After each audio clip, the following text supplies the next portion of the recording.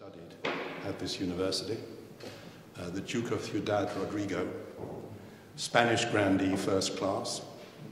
Sometimes we think of him as a British general first class, but we're pleased with that connection as well.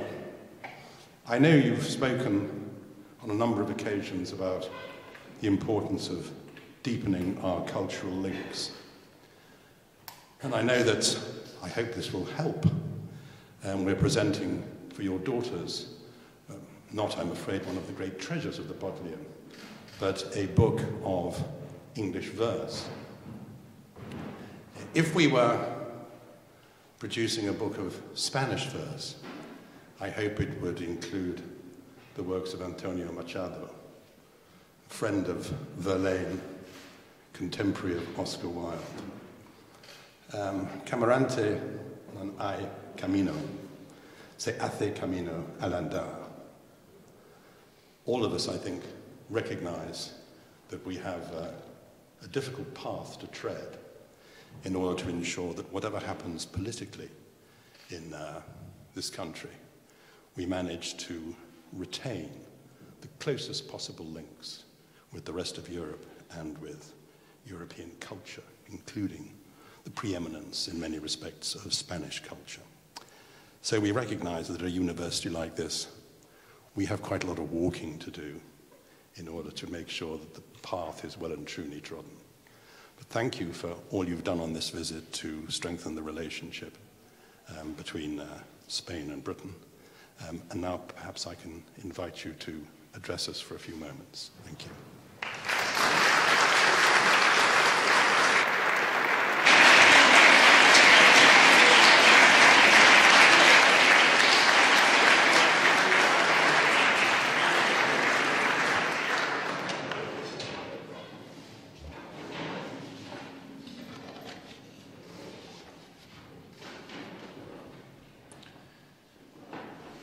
Chancellor of the University of Oxford, Lord Patton, Lord Lieutenant of Oxfordshire, Mr. Stevenson, Lord Chamberlain, members of the academic community of the University of Oxford, ladies and gentlemen, allow me also to express how delighted I am to see John and Lit here with us today on this occasion. And thank you, first and foremost, Lord Patton, for your kind, welcoming words. I see that you all have copies of my remarks. Don't worry, you won't have to read them because I am going to be making this speech entirely in English. And I hope it's not too long. I know it's pre-lunch, which is always complicated, but I'm delighted with the Queen to be here today with all of you and to visit the University of Oxford. And we feel very warmly welcomed, not only by the academic community, but also by a lot of the citizens out in the streets. And this, as you know, marks the end of a 3-day state visit that the Queen and I have paid to the United Kingdom, and we're delighted that we're giving a focus on academia, on culture, on science, as a good end twist to our state visit.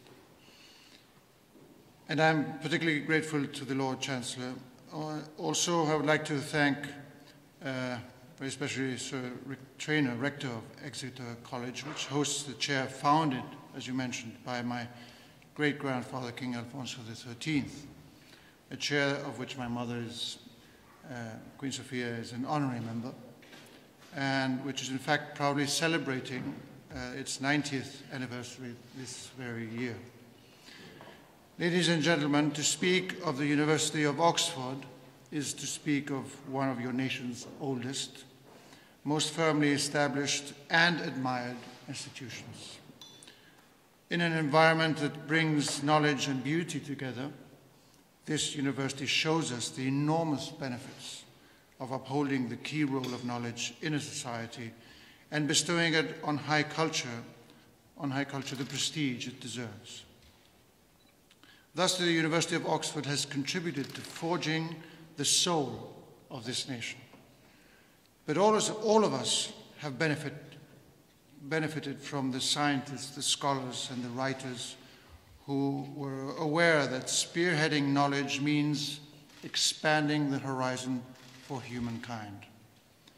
With its unique blend of vanguard and tradition, Oxford is indeed not only an admirable British university, but one of the institutions that have contributed to shaping the heart and soul of Europe and of what we now call the West. Oxford is the alma mater of countless British statesmen and scholars, and was also home to the wisdom of world-renowned Spaniards such as Luis Vives and Blanco White. This university has advanced and spread science and knowledge in a fruitful dialogue with the world's scientific communities such as Bologna, La Sorbonne, Coimbra, and Salamanca, whose 800th anniversary we will commemorate next year. Please find a way to get over and visit us if you get a chance. This dialogue between Europe's oldest universities has created an entire system of values without which the Western world would not be what today is. I am referring to principles such as freedom of speech, academic freedom, intellectual curiosity, the prolific publication of their findings. I am also referring to concepts such as community, participation, and more recently, equal opportunities. All of these ideals, no matter how ancient their roots, are nowadays thriving in the most advanced societies, and they are still, for the most part, the driving force of our progress. Ladies and gentlemen, universities today continue to be nerve centers for generating, managing, transferring, and disseminating knowledge. Throughout their history, and Oxford is a prime example, they have had to adapt and make substantial changes in order to respond to society's actual real needs. Because the very being of universities acquires its full meaning when they push forward the boundaries of human knowledge, while at the same time addressing the social and economic needs of their time and their environment. Oxford has always been and continues to be an example of service to the community. The more engaged universities are with their surrounding environment and society, the prouder they make their countries, and by extension, the greater the service is to humankind. That is why it is imperative for universities to create new disciplines, to be efficient, effective, and creative, to attract talent, and to go beyond research in basic science, albeit without neglecting it, so as to contribute to their country's economic growth. All of this needs to be done with a constructive, two-pronged dialogue. On the one hand, with the public decision makers who design and implement national and regional strategies and plan growth, and on the other hand, with society's most dynamic production sectors. The role of universities in this effort cannot and must not be passive, quite the opposite. The fact that you generate most of society's knowledge makes universities, in your capacity as institutions that create, preserve, impart, and disseminate knowledge and culture, key players in the development and transformation of society. From medieval philosophical speculation to today's cutting-edge technologies, Oxford's own history corroborates this. Thus, universities fulfill their destiny by developing speculative science, well aware that this knowledge will someday open up new realities of understanding. And at the same time, however, universities cannot opt out of participating actively in creating viable solutions for so many of the problems afflicting our post-industrial societies. And while this interaction between universities and societies is of the essence, this must not let us forget that universities are spaces for people's intellectual, moral, professional, and civic education. Indeed, the fact that their nature is both social and of public service makes it imperative for universities to contribute with specific educational actions to strengthening all those principles that are shared by our Western societies, namely freedom, equal opportunities, gender equality, tolerance, solidarity and development aid, peace, and the value of diversity. Only if universities uphold and promote these principles with active policies can our societies be not only wealthy, but also fair, made up of individuals who are not only technically skilled, but who have moral values that enable them to exercise socially responsible leadership. As I said earlier, universities have the duty to identify the problems that afflict our post-industrial society even before the political class does, and to come up with solutions based on research and on knowledge. From this standpoint, today, no university can ignore realities such as aging population, climate change, environmental degradation, energy sustainability, widespread epidemics, the technological and economic north-south divide, wars and their causes, intolerance, and migration flows. If universities ignore or veer off such realities, or if they do not put them at the top of their agendas, our societies and our democracies will suffer. And in times of uncertainty, such as those of today, this moral pursuit of universities is more important than ever in order to combat phenomena such as xenophobia, racism, and inequality. Ladies and gentlemen, please allow me to point out just one final idea, which I believe is woven into the very DNA of universities and which we cannot afford to neglect either. I would like to talk about the concept of internalization of our universities. Actually, this concept arises precisely from the fact that knowledge and science have always been global. Today it is more so than ever. After all, the very name, university, refers to that universal dimension, both of the areas of knowledge it must encompass, but also for its geographic, linguistic, or cultural representation.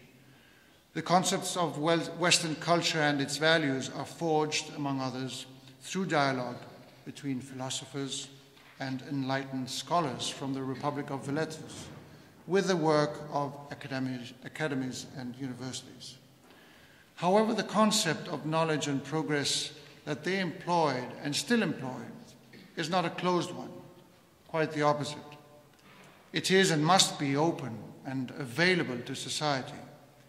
Knowledge is shared with students from all over the world. Concepts such as transnational scientific collaboration and the free sharing of ideas, as well as mobility and the free circulation of talent, are at the very essence of universities and also constitute the foundations of modern-day knowledge management and scientific advance or discovery.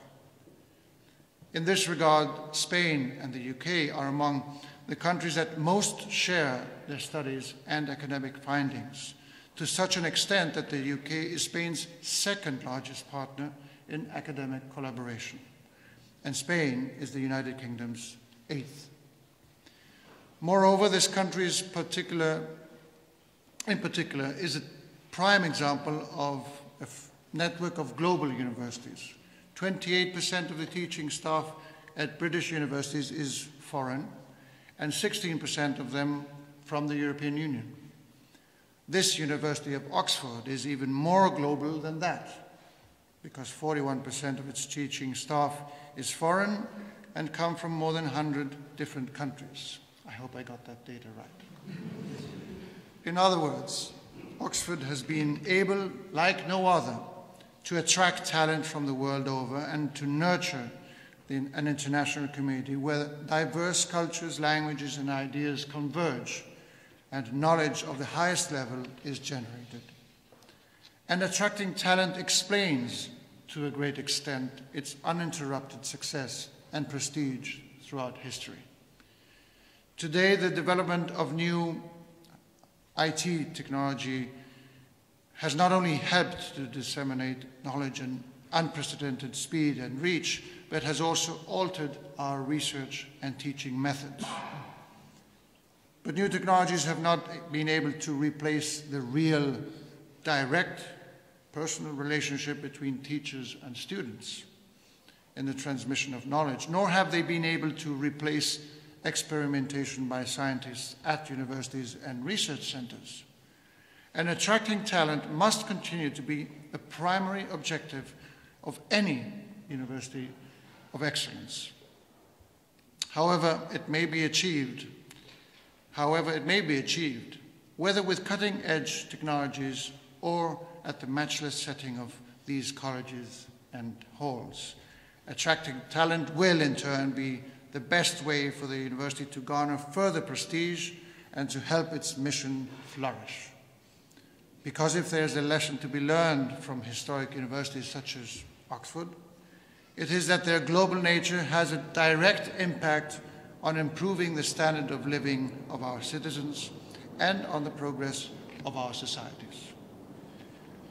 Ladies and gentlemen, with this luncheon in this marvelous hall, we end our state visit, during which we have been able to meet government, parliament, outstanding economic actors, and last but not least, your scientific and academic world. Rest assured that we will not forget these days during which we have felt the friendship of the British people and institutions towards Spain, nor will we be able to forget that it has all been possible thanks to the generosity of Her Majesty Queen Elizabeth II and her family. Thank you all very much. Let's enjoy it.